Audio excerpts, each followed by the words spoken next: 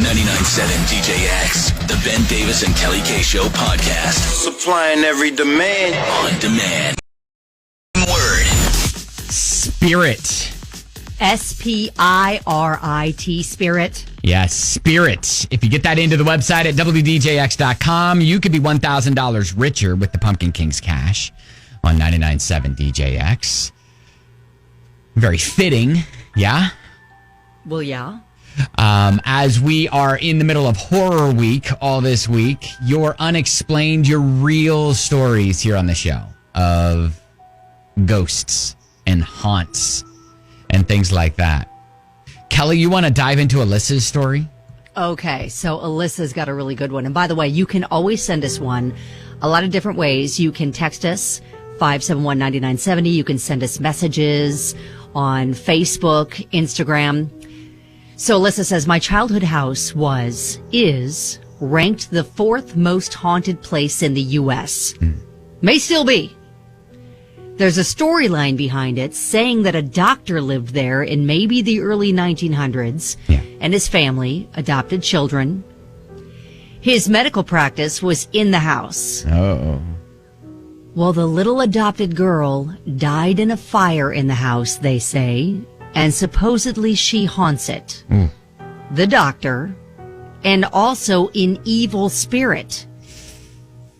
Also said there's bones buried in the yard from his past patients. I'm unsure whether I believe it, but I did tour it later on and left with scratches down my neck.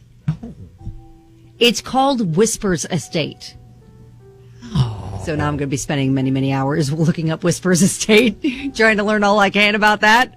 And she lived there for a while. Yeah, that's terrifying. Yeah, especially when you leave with like physical marks. Things that happened. Yeah. Patrick sent us an email. Says, we've actually worked together. You and Kelly hosted the mini marathon, and I work for Triangle Talent and do the PA and the music for races. That Patrick. Hey, Yep. Patrick. There he goes. So he writes, so I was 10 years old. I grew up in a small town in eastern Kentucky called Worthington. The neighborhood I grew up in, between each avenue, there was an alley, and that's where the garbage men collected the garbage. So I was taking the garbage out one night. I remember I was barefoot. The sticks hurt my feet a little.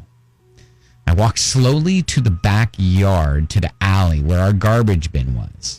Throw my garbage over the fences into the bin and look up. Standing under a light attached to her garage was a lady who lived there. I could clearly see it was Maxine Hampton. I'd known her for most of my life. She had kind of the big hairstyle and these big glasses she always wore.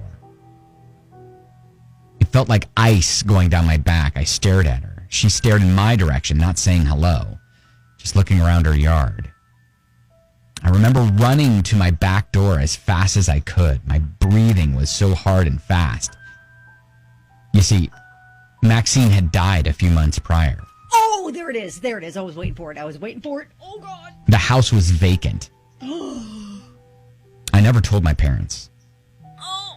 Anyway, hope you guys can MC the races again. You guys are awesome. Oh, my God. Wow, what an emotional roller coaster, left Patrick. turn at the end there. I'm like all in my feels. I'm scared. Hope to see you guys soon. Yeah, right. Love Exactly. you, All right, exactly. All right. If you've got any, you can always share. 5